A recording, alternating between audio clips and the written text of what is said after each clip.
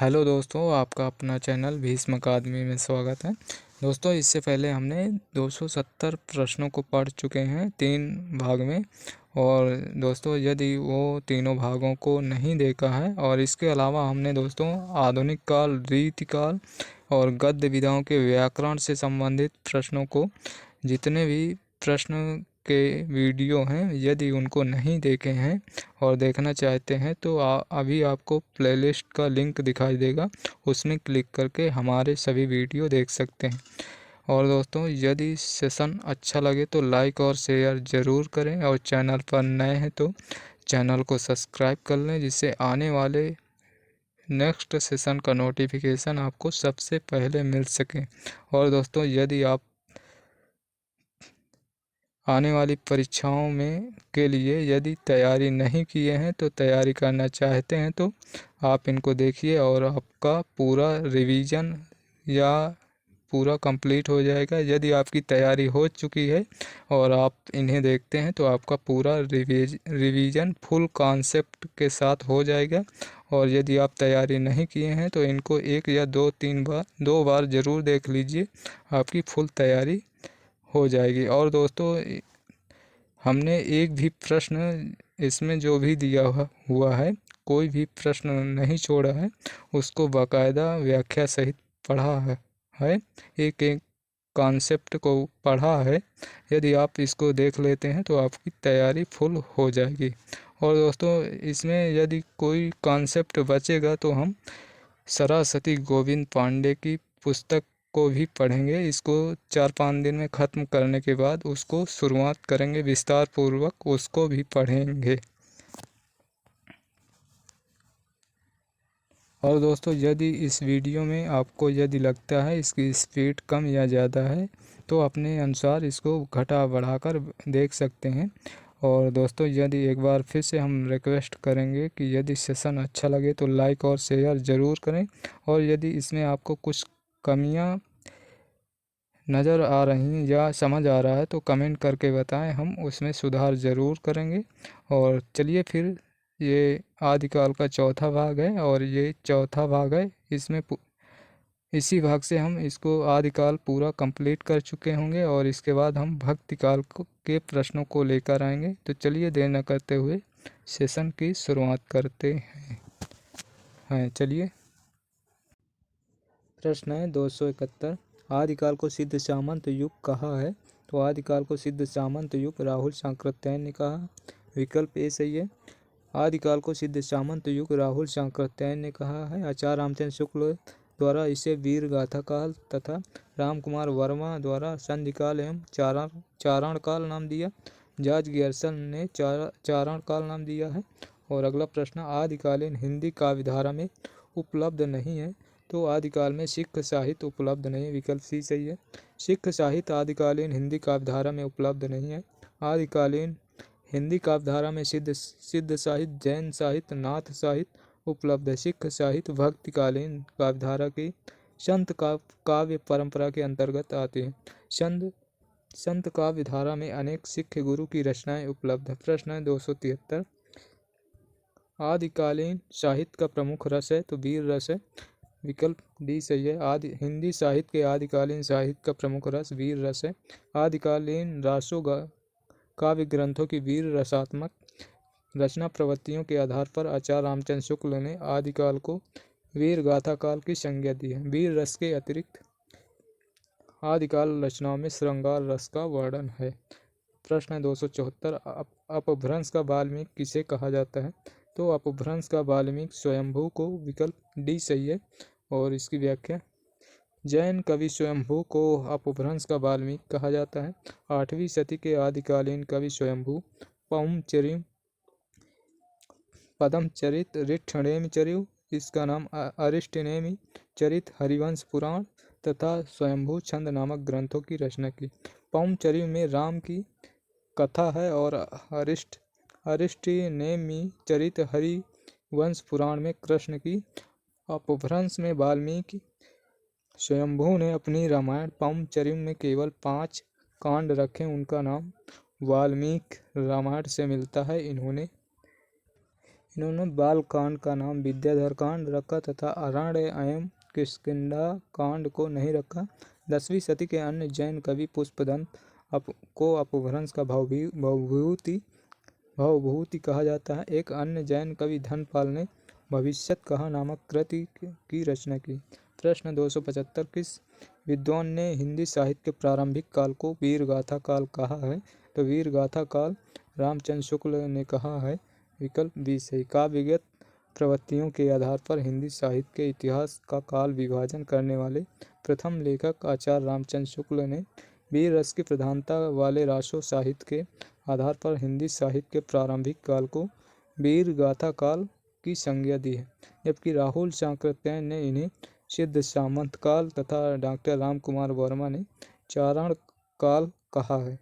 और राज आश्रित कवि फुटकर दोहों को त्याग कर पराक्रमपूर्ण चरित्रों या गाथाओं का वर्णन करने लगे। यही प्रबंध परंपरा रासों के नाम से पाई जाती है, किंतु हजारी प्रसाद द्विवेदी ने वीर गाथा काल को आदिकाल कहा है और यही नाम प्रचलित है। प्रश्न 276 चंद्रदाई किसके दरबारी कवि थे?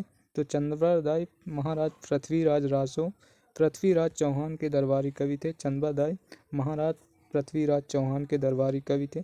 चंद्रदाई ने अपने आश्रयदाता पृथ्वीराज चौहान के जीवन और उपलब्धियों पर पृथ्वीराज रासो नामक काव्य ग्रंथ में शौर्य वीरता पराक्रम का अंकन किया और जयचंद को देशद्रोही के रूप में प्रस्तुत किया, जबकि जगनिक ने आल्हा खंड, जिसका नाम परमाल रासो भी है, नामक काव्य ग्रंथ की रचना की। प्रश्न 277 पृथ्वीराज रासो किस कवि की रचना है? तो ये रचना है चंद्रदाई की। विकल्प ए सही।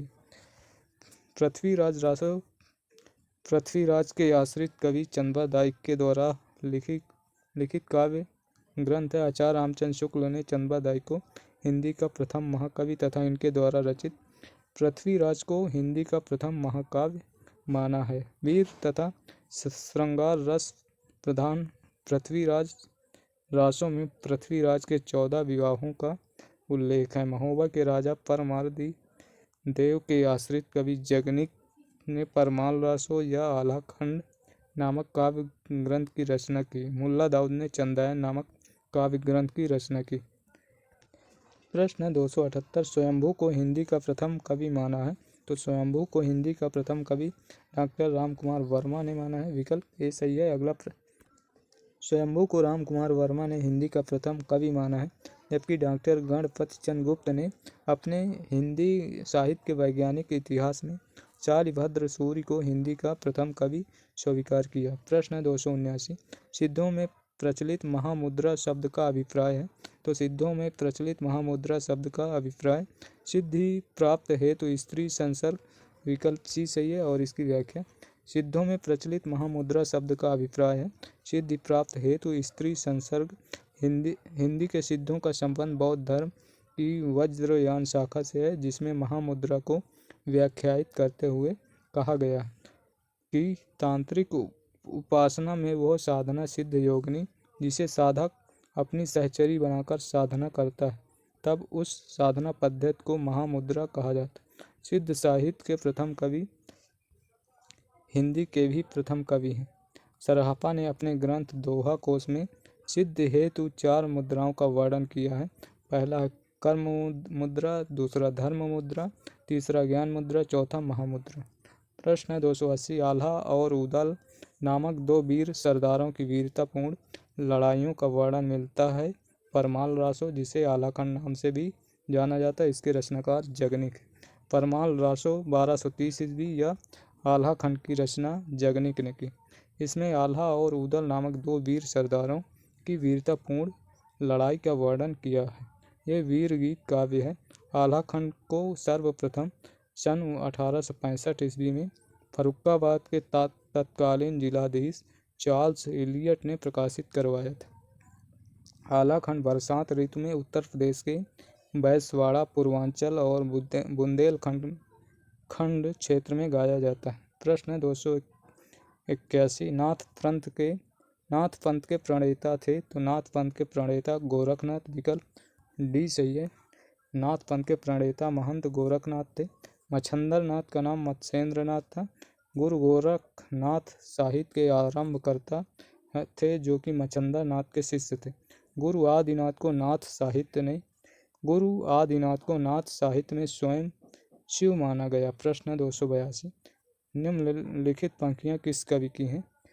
खने खन नयन कौन अनुसरई, खने खन नयन कौन अनुसरई, खने खन वसन धूलि तन भरई। तो ये पंक्तियां किसकी? तो इसका उत्तर विद्यापति है। ये विद्यापति की पंक्ति है। विकल्प ए सही है। उक्त पंक्तियां कवि विद्यापति की हैं। विद्यापति आदिकालीन कवि थे। कीर्तिलता, कीर्ति पताका एवं पदावली विद्या की प्रसिद्ध कृतियां। प्रश्न 283 अपभ्रंश का भावभूति किसे माना जाता है? तो अपभ्रंश का भावभूति पुष्पदंत को माना जाता है। विकल्प बी सही। पुष्पदंत को अपभ्रंश का भावभूति कहा जाता है। अपभ्रंश के दूसरे कवि पुष्पदंत 10वीं शताब्दी में पैदा हुए थे। वे शैव थे किंतु बाद में अपने आश्रयदाता के अनुरोध से जैन हो गए थे।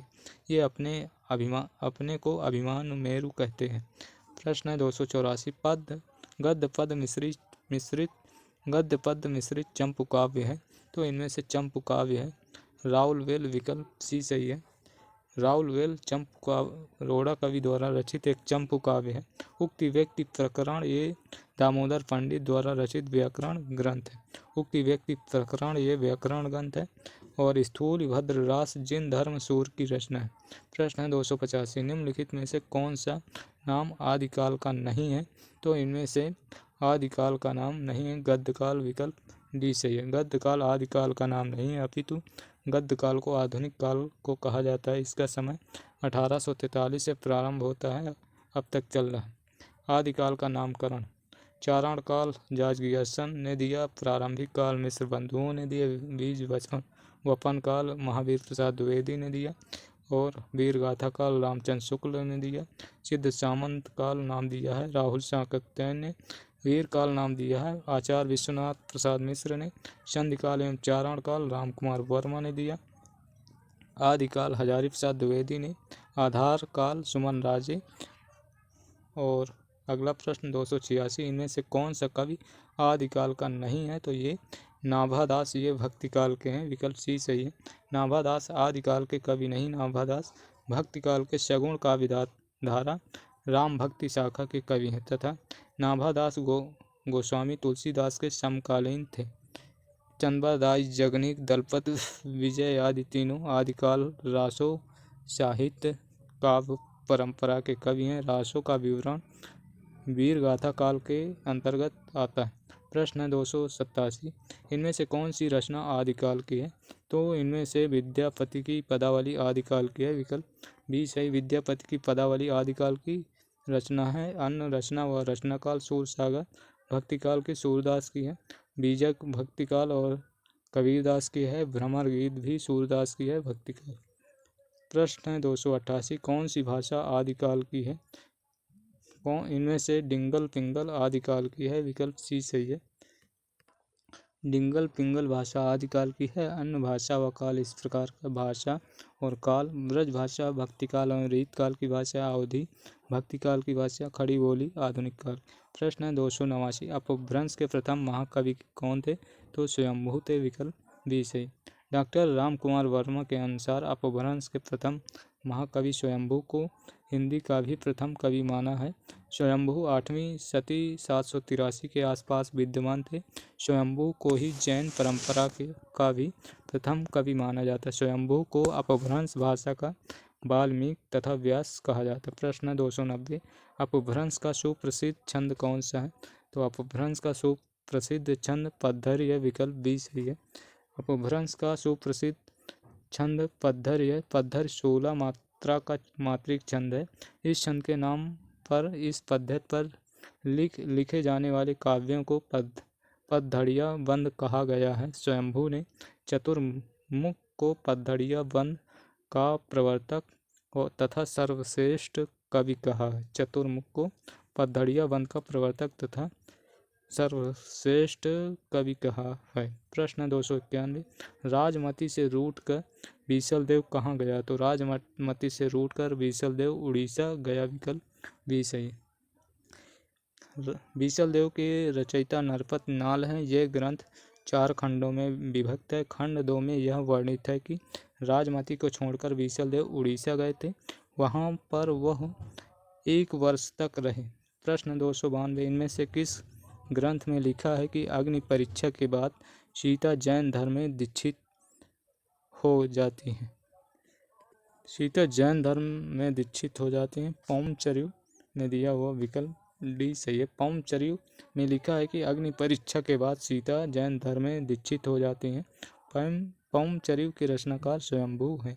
प्रश्न 293, हिंदी साहित्य के 700 से 1400 ईस्वी के कालखंड को ग्रियर्सन ने क्या नाम दिया है? तो चारण काल नाम दिया है। विकल्प सी सही है। हिंदी साहित्य के 700 से 1400 ईस्वी काल के कालखंड को ग्रियर्सन ने चारण काल नाम दिया है। ग्रियर्सन ने सर्वप्रथम हिंदी साहित्य के आरंभिक काल को चारण काल नाम से अभिहित किया, जबकि रामकुमार वर्मा ने इसे संधि काल, मिश्र बंधुओं ने प्रारंभिक काल तथा डॉक्टर बच्चन ने अपभ्रंश काल नाम दिया है। प्रश्न 294, निम्नलिखित में कौन 84 सिद्धों में नहीं है? तो सारंगधर 84 सिद्धों में नहीं है। विकल्प सी सही है। सारंगधर 84 सिद्धों में नहीं। ये अपभ्रंश भाषा के कवि हैं। इनके द्वारा रचित ग्रंथ हमीर रासो है, जबकि विरूपा, काढ़पा, कुकुरिपा, सरहपा, मीनपा, सबरपा, लोईपा और डोम्बिपा ये सभी कवि सिद्ध कवि हैं। प्रश्न है अगला 295, आल्हा उदल के चरित्र को वीर गीतात्मक काव्य के रूप में रचने वाले कवि हैं? तो वो हैं जगनिक। विकल्प सी सही है। कवि जगनिक ने परमाल रासो नामक कृति की रचना की, जो आल्हा उदल के चरित्र को वीर गीतात्मक काव्य के रूप में रची गई। उत्तर प्रदेश में आल्हाखंड के नाम से प्रसिद्ध रासो लोक गेय काव्य है। 1865 ईस्वी में चार्ल्स इलियट ने इस ग्रंथ का प्रकाशन आल्हाखंड शीर्षक से कराया है। यह मौलिक परंपरा पर आधारित था। इसी प्रति के आधार पर श्याम सुंदर दास ने इसका पाठ निर्धारित किया। प्रश्न 296, पंच पांडव चरित रास के रचयिता हैं? तो पंच पांडव चरित रास के रचयिता हैं शालिभद्र सूर्य। विकल्प सी सही है। पंच पांडव चरित रास के रचयिता शालिभद्र सूर्य हैं और इसकी रचना 1350 ईस्वी में हुई थी। यह हिंदी का प्रथम ऐतिहासिक रास ग्रंथ है। डॉक्टर गणपत चंद्र गुप्त ने शालिभद्र सूर्य को हिंदी का प्रथम कवि माना है और इनके द्वारा रचित अन्य ग्रंथ है भरतेश्वर, बाहुबली रास, ये भी है शालिभद्र सूर्य। प्रश्न 297, भविष्यत कहा किसकी रचना है? तो ये धनपाल की रचना है। विकल्प सी सही है। अब अपभ्रंश के तीसरे प्रमुख कवि धनपाल ने 10वीं शती में भविष्यत कहा की रचना की, जबकि राम सिंह ने पाहुण दोहा तथा देवसेन ने श्रावकाचार, पुष्पदंत ने महापुराण नामक ग्रंथ की रचना की। प्रश्न 249, मुकरी लिखने वाले सर्वप्रथम प्रयास किस कवि ने किया? तो वो है अमीर खुसरो। विकल्प सी सही है। मुकरी लिखने का सर्वप्रथम प्रयास अमीर खुसरो ने किया। खुसरो की पहेलियाँ तथा मुकरिया में उक्त वैचित्र की प्रधानता थी। इनके द्वारा रचित अन्य ग्रंथ हैं खालिक बारी, पहेलियाँ, दो सुखने, गजल आदि।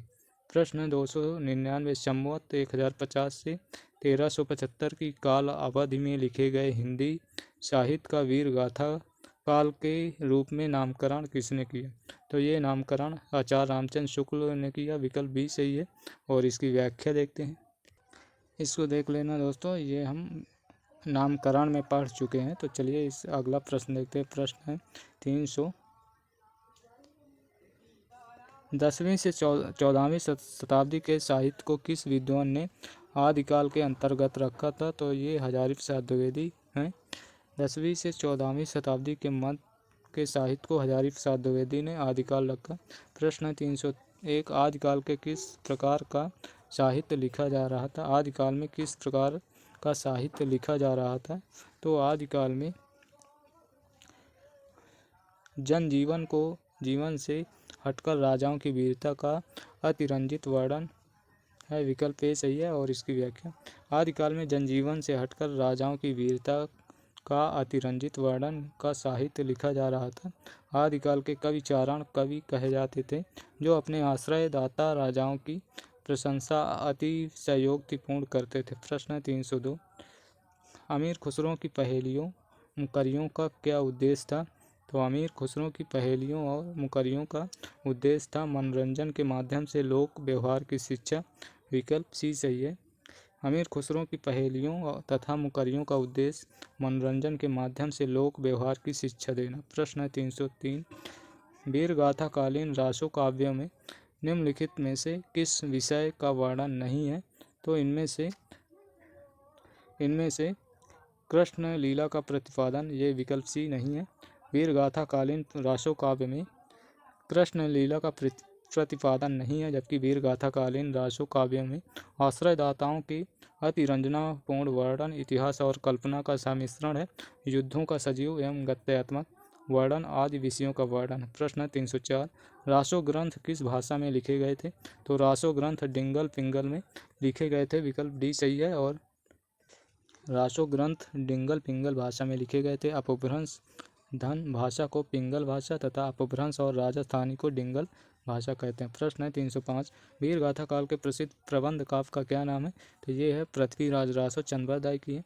वीर गाथा काल के प्रसिद्ध प्रबंध काव्य का नाम पृथ्वीराज रासो, जिसे आचार्य रामचंद्र शुक्ल ने हिंदी का प्रथम महाकाव्य तथा इसके रचयिता चंद्रदाय को हिंदी का प्रथम कवि कहा है। जायसी कृत पद्मावत, तुलसी कृत रामचरितमानस और भक्ति काल के प्रमुख काव्य ग्रंथ हैं, जबकि जयशंकर प्रसाद कृत कामायनी छायावादी काव्य का प्रमुख महाकाव्य है। प्रश्न है 306 विद्यापति के पद किस भाषा में रचित हैं?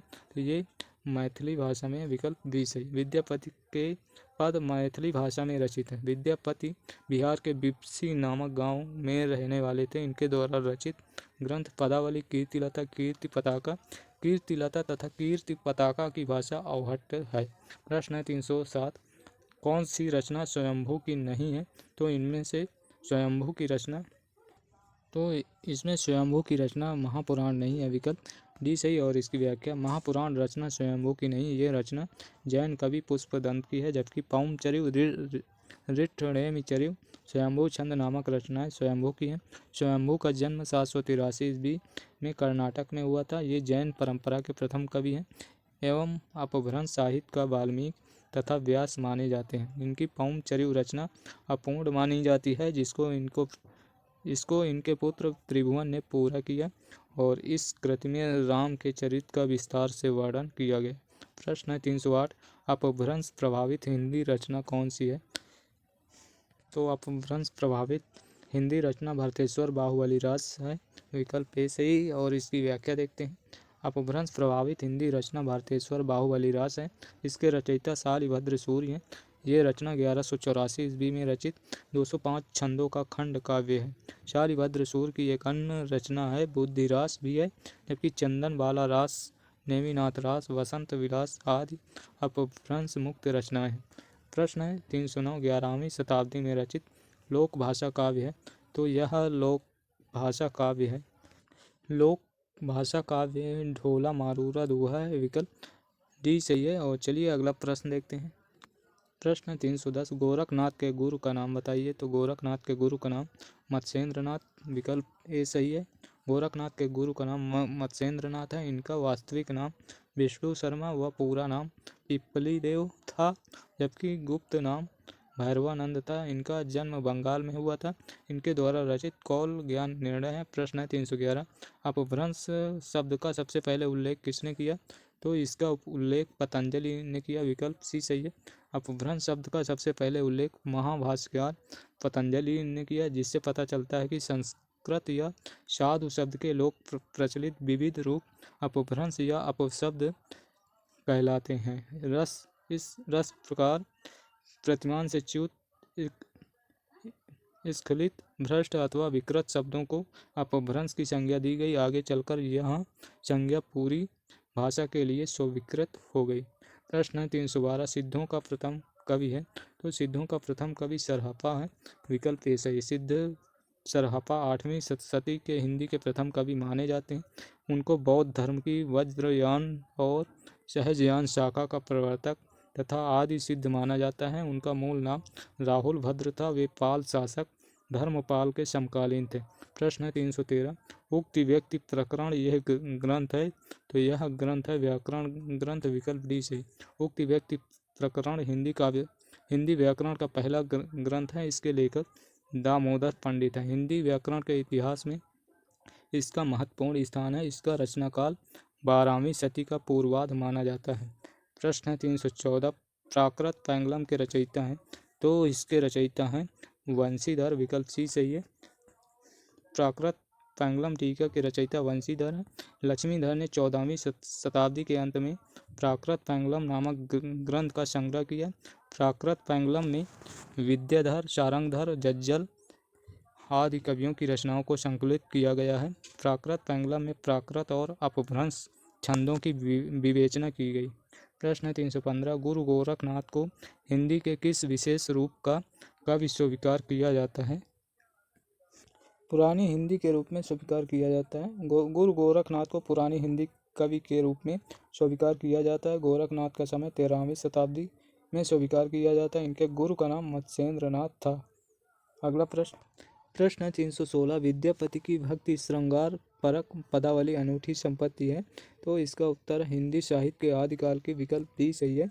और इसकी व्याख्या, विद्यापति की भक्ति श्रृंगार परक पदावली हिंदी साहित्य के आदिकाल की अनूठी संपत्ति है। विद्यापति तिरहुत के राजा शिव सिंह और कीर्ति सिंह के दरबारी कवि थे। हजारी प्रसाद द्विवेदी ने विद्यापति को श्रृंगार रस के सिद्ध वाक कवि कहा है। विद्यापति शैव संप्रदाय के कवि हैं। इनके द्वारा रचित ग्रंथ है कीर्तिलता, कीर्ति पताका, पदावली। प्रश्न है 317, आला खंड का वास्तविक स्रोत है, तो आला खंड का वास्तविक स्रोत ग्रंथ है परमाल रासो, विकल्प सी सही। आला खंड का वास्तविक स्रोत ग्रंथ है परमाल रासो। परमाल रासो में आला उदल नामक 2 सरदारों की वीरता का वर्णन है। आला खंड को सर्वप्रथम सन 1865 ईस्वी में फर्रुखाबाद के तत्कालीन जिलाधीश चार्ल्स इलियट ने प्रकाशित कराया था। आला खंड बसंत ऋतु में उत्तर प्रदेश के बैसवाड़ा, पूर्वांचल और बुंदेलखंड क्षेत्र में गाया जाता है। प्रश्न है 318, महुअर बुझई कुसुम रस कब्ब कलासु छैल सज्जन पर उर आर मन दुज्जन नाम मैल, इसकी पंक्ति है, तो यह पंक्ति विद्यापति की है, विकल्प डी सही है। उपर्युक्त पंक्ति विद्यापति की है। विद्यापति शैव संप्रदाय के कवि हैं।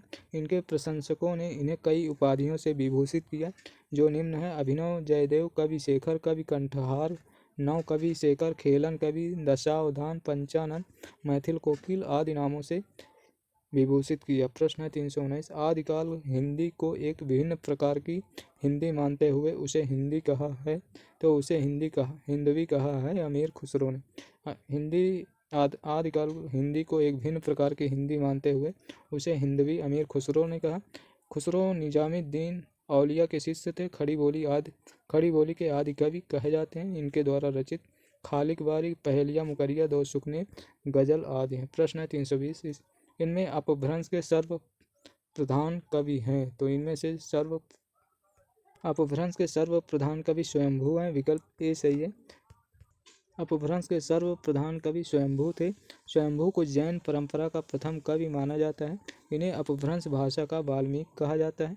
इनके द्वारा रचित 3 ग्रंथ बताए जाते हैं: पौमचरिव, ऋक्षणेमचरिव, स्वयंभू चंदम आदि। प्रश्न है 321, उपदेश रसायन रास के रचनाकार हैं, तो ये रचनाकार इनके जिनदत्त सूर्य की रचना है, विकल्प डी से। उपदेश रसायन रास के रचनाकार जिनदत्त सूर्य हैं। यह 12वीं शताब्दी में रचित जैन रास परंपरा का प्रथम ग्रंथ माना जाता है। यह अपभ्रंश भाषा का प्रथम रास काव्य है। ये 80 पदों में नृत्य गीत रासलीला काव्य है। प्रश्न 322, नवनाथों में इनमें कौन सम्मिलित नहीं है? नवनाथों में इनमें कौन सम्मिलित नहीं है? तो इनमें से देवसेन नहीं है, विकल्प सी सही है। नवनाथों में देवसेन सम्मिलित नहीं है। गोरच सिद्धांत संग्रह के अनुसार नवनाथों के नाम इस प्रकार हैं: नागार्जुन, जड़भरत, हरिश्चंद्र, सत्यनाथ, भीमनाथ, गोरचनाथ, चरपटनाथ, जलंधरनाथ, मलयार्जुन। देवसेन कृत श्रावकाचार्य को डॉक्टर नगेंद्र ने हिंदी की प्रथम रचना माना है। प्रश्न है 323, जम्बू स्वामी रास के रचयिता हैं, तो जम्बू स्वामी रास के रचयिता हैं धर्मसूरि, विकल्प ए सही। जम्बूस्वामी रास के रचयिता धर्मसूरि हैं, जबकि शालिभद्र सूरि ने पंच पांडव चरित, जिनदत्त सूरि ने उपदेश रसायन रास नामक ग्रंथ की रचना की। प्रश्न है 324, बीसल देव रासों का अंगिरस है, तो बीसल देव रासों का अंगिरस श्रृंगार है, विकल्प ए सही है। बीसल देव रासों का अंगिरस श्रृंगार है। इसके रचयिता नरपति नाल है। यह 4 खंडों में विभक्त वीरगीत काव्य है। और प्रश्न है 325, हिंदी में प्रचलित 12मासा सबसे पहले किस कृति में मिलता है, तो सबसे पहले मिलता है नेमिनाथ चौपाई में, विकल्प बी सही। हिंदी में प्रचलित 12मासा सबसे पहले नेमिनाथ चौपाई में मिलता है। इसकी रचना विनय चंद सूरि ने की थी, जबकि पौंचर्यु की रचना स्वयंभू चंदेश रासक की रचना अब्दुल रहमान ने की। प्रश्न है 326, श्रावकाचार किसकी रचना है, तो श्रावकाचार देवसेन की रचना है, विकल्प ए सही। श्रावकाचार देवसेन की रचना है। श्रावकाचार में 250 दोहों में श्रावक धर्म का प्रतिपादन किया गया। प्रश्न है 327, गोरखबानी ग्रंथ के संपादक हैं, तो इसके संपादक पीताम्बर दत्त बर्तवाल हैं, विकल्प बी सही है। गोरखबानी ग्रंथ के संपादक पीताम्बर दत्त बर्तवाल हैं। डॉक्टर पीताम्बर दत्त बर्तवाल ने गोरखनाथ के 14 ग्रंथों को प्रमाणित मानकर उनका संपादन गोरखबानी नाम से किया। प्रश्न है 328, एक थाल मोती से भरा, सबके सिर पर औंधा धरा, चारों ओर वो थाली फिरे, मोती उससे एक न गिरे, तो ये है अमीर खुसरो की, विकल्प बी सही है। उपर्युक्त पंक्ति खुसरो की है। खुसरो का वास्तविक नाम अब्बुल हसन है। ये निजामुद्दीन औलिया के शिष्य थे। इनके द्वारा रचित ग्रंथ खालिक बारी, पहेलिया मुकरिया, दो सुकने, गजल। अन्य कवियों की पंक्तियाँ इस प्रकार हैं। शरत वसंत समय भला, पावल दक्षिण पवन वो धीरे, विद्यापति की है। तुम जिन जानो गीत है, यह निज ब्रह्म विचार, कबीर का है। और जो मुख देखा तई हंसा, सुना तो आए आंसू, ये जायसी की है। प्रश्न है 329, निम्नलिखित में से कौन विशेषता लोक साहित्य में नहीं है, तो इनमें से लोक साहित्य में इसमें शास्त्रीयता होती है, विकल्प ए सही है। और इसकी व्याख्या, शास्त्रीयता लोक साहित्य की विशेषता नहीं है। लोक साहित्य की निम्नलिखित विशेषता, लोक साहित्य मौखिक होता है, ये परंपरा में प्रचलित होता है, इसमें सहजता स्वाभाविकता होती है। और अगला है, लोक साहित्य की भाषा शिष्ट साहित्यिक भाषा न होकर साधारण जन की भाषा होती है। प्रश्न है 330, स्वयंभू कृत पौंचर्यु की कथा किससे संबंधित है, तो पौंचर्यु की कथा राम कथा से संबंधित है, विकल्प बी सही है। स्वयंभू कृत पौंचर्यु राम कथा पर आधारित अपभ्रंश महाकाव्य है। पौंचर्यु में 12,000 पद हैं। जैन मत राम के लिए पदम शब्द प्रयुक्त होता है, इसलिए स्वयंभू ने रामायण को पदमचरित पौंचर्यु कहा है। स्वयंभू को अपभ्रंश का वाल्मीकि व्यास कहा जाता है।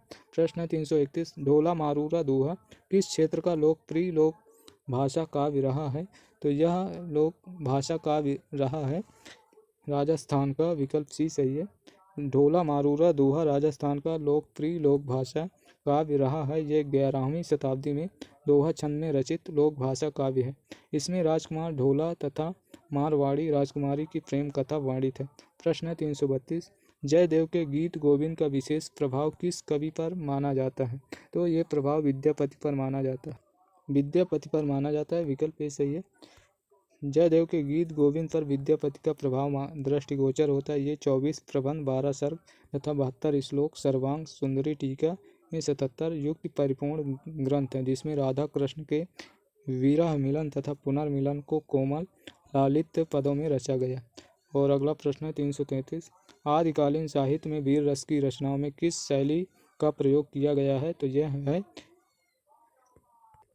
है डिंगल शैली का, विकल्प ए सही है। आदिकालीन साहित्य में वीर रस की रचनाओं में डिंगल जिसको अपभ्रंश और राजस्थानी शैली का प्रयोग किया गया। राजस्थानी एवं ब्रज भाषा के मेल में पिंगल शैली का विकास हुआ। इस शैली में प्रायः मधुर भावों की अभिव्यक्ति हुई है। प्रश्न 334, अपभ्रंश शब्द का प्रयोग सबसे पहले कहाँ देखने को मिलता है, तो अपभ्रंश शब्द का प्रयोग सबसे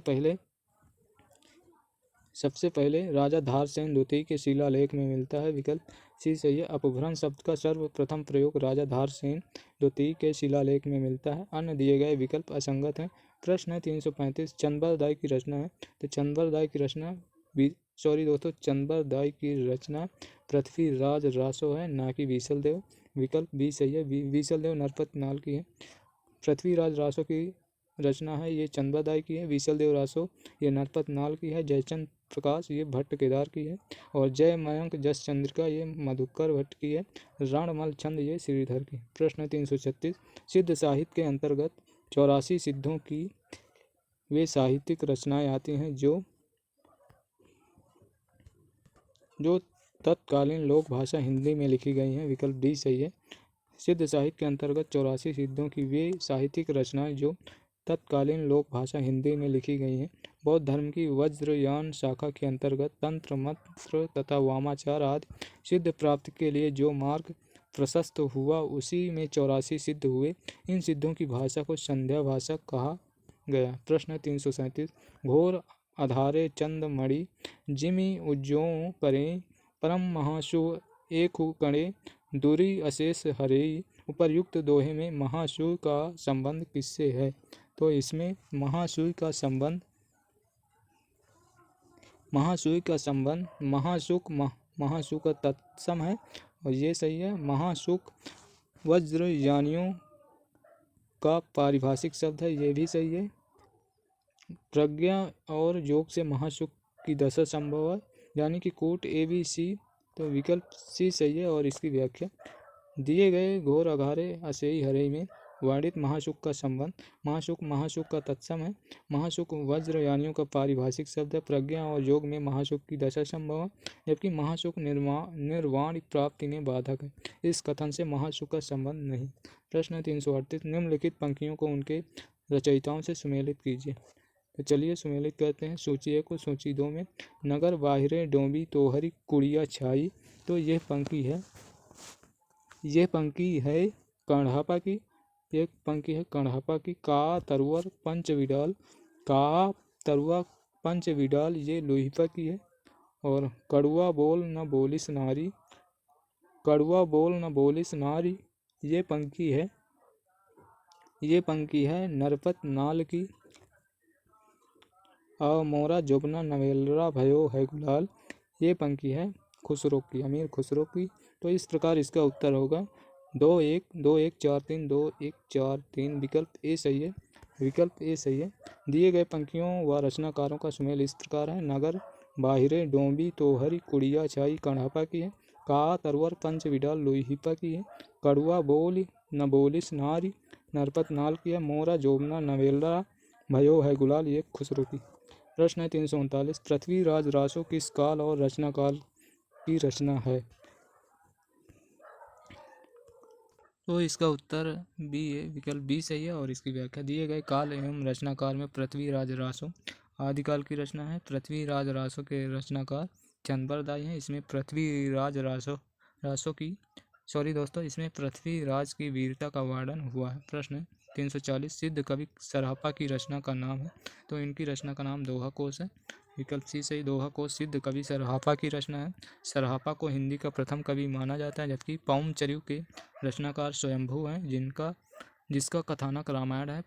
प्राकृत पैंगलम के रचनाकार लक्ष्मीधर हैं। संदेश रासक के रचनाकार अब्दुल रहमान हैं। प्रश्न 341 मैथिल कोकिल के नाम से कौन कवि जाना जाता है? तो वो है विद्यापति। विकल्प ये सही है। मैथिल कोकिल उपनाम से विद्यापति जाने जाते हैं। विद्यापति आदिकालीन कवि हैं। इनकी पदावली मैथिली भाषा में है, जिसके कारण इन्हें मैथिल कोकिल कहा जाता है। इनके अन्य ग्रंथ कीर्तिलता, कीर्ति पताका, अमीर खुसरो को तूती ए हिंद यानी कि तोता ए हिंद उपनाम से जाना जाता है। प्रश्न 342 सिद्ध साहित्य में सिद्धों की संख्या कितनी मानी गई है? तो 84। नाथों की संख्या 9, सिद्धों की संख्या 84। सिद्ध साहित्य में सिद्धों की संख्या 84 मानी गई। सरहपा प्रथम सिद्ध कवि माने जाते हैं। सिद्धों में लोहिपा का स्थान सबसे ऊंचा है। राहुल सांकृत्यायन के अनुसार कण्हापा पांडित्य और कवित्व में बेजोड़ थे। और अगला प्रश्न 343 कौन सी विद्यापति की रचना नहीं है? तो इनमें से गीत गोविंद जयदेव की है। विकल्प डी सही है। गीत गोविंद विद्यापति की रचना नहीं, बल्कि यह जयदेव की रचना है। कीर्ति पताका, कीर्ति लता पदावली विद्यापति की रचनाएं हैं। कीर्ति लता, कीर्ति पताका आवहट में तथा पदावली मैथिली भाषा में है। विद्यापति को मैथिल कोकिल उपनाम से जाना जाता है। प्रश्न 344 कीर्ति लता की भाषा क्या है? तो यह कीर्ति लता, कीर्ति पताका दोनों आवहट भाषा में है। विकल्प डी सही। कीर्तिलता की भाषा अवहट्ट है। कीर्तिलता की रचयिता विद्यापति हैं। कीर्तिलता राजा कीर्ति सिंह से संबंधित प्रशस्ति परक ग्रंथ है जिसमें अवहट्ट का सर्वाधिक उपयोग हुआ है। कीर्ति पताका इनकी अप्रकाशित कृति है। कीर्ति पताका में महाराज शिव सिंह का यशो वर्णन है। प्रश्न है 345, आदिकाल और भक्तिकाल के बीच एक स्वर्णिम कड़ी किसे कहा गया है? तो वो है विद्यापति, विकल्प बी सही है। आदिकाल और भक्तिकाल के बीच एक स्वर्णिम कड़ी विद्यापति को कहा गया है। कीर्ति लता, कीर्ति पताका एवं पदावली इनकी प्रसिद्ध रचनाएं हैं। विद्यापति को मैथिली में रचना करने के कारण इन्हें मैथिल कोकिल भी कहा जाता है। और ये आज के सेशन का लास्ट प्रश्न है और ये आदिकाल का भी लास्ट प्रश्न है। इनमें हमने जितने भी प्रश्न थे लगभग 345 प्रश्न थे, एक एक प्रश्नों को पढ़ा है और इनकी व्याख्या सहित एक एक फैक्ट को पढ़ा है। तो इनमें से कोई भी प्रश्न बाहर जाने की संभावना नहीं बनती, इसके अंदर ही रहेगा प्रश्न, कहीं से भी आए इसके अंदर ही से बनेगा। तो आप इनको ज़रूर पढ़िए और लाभ ज़रूर होगा। और यदि आप लास्ट तक देख रहे हैं तो हम आपसे यही उम्मीद करेंगे कि वीडियो को लाइक और शेयर ज़रूर करें और चैनल पर नए हैं तो चैनल को सब्सक्राइब कर लें। और इसमें जो कोई भी कमी आपको समझ आ रही है तो इसमें कमेंट करके ज़रूर बताएं, हम उसमें सुधार करने की कोशिश करेंगे। और चैनल पर नए हैं तो चैनल को सब्सक्राइब कर लें जिससे आने वाले नेक्स्ट सेशन का नोटिफिकेशन आपको सबसे पहले मिल सके। और अंत तक देखने के लिए धन्यवाद। और यहीं से सेशन को ख़त्म करेंगे, फिर मिलेंगे नेक्स्ट सेशन में। धन्यवाद। जय हिंद, जय भारत, वंदे मातरम।